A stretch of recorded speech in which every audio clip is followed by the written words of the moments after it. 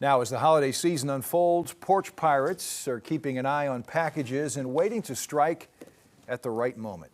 Studies show tens of millions of Americans are victims of porch pirate theft every year, and thefts could total billions of dollars by the end of 2024. Color 10's Parker Paget is live in Springfield tonight, talking to police and companies about what consumers need to know so their gifts end up under the tree. Yeah, one study I read said that an estimated 58 million Americans will be a victim of porch piracy by the end of this year. But Springfield police here, they say the best defense is to go to offense. So I checked in with a couple delivery companies about what they are providing to consumers when that package is ordered.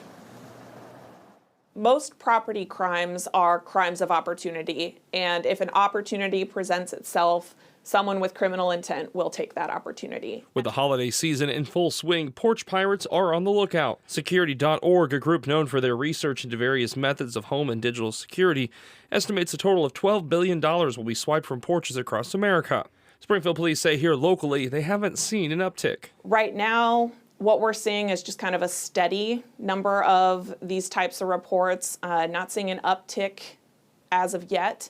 Last year, Missouri lawmakers passed a bill strengthening the penalties against porch pirates. First offense is a misdemeanor, second is a felony. We checked in with major delivery and online retailers about what you can do if you are a victim. Workers with UPS tell me customers can sign up for a free service called UPS My Choice, which gives a better time frame of delivery, allows customers to change the delivery location, and the customer can tell the driver where they'd like the package left if they don't want to leave it on the front porch.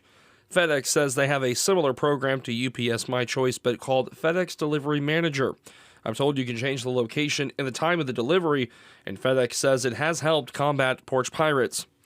Amazon says their customer service lines are open 24/7, and they encourage victims to file a police report and to do it as soon as possible.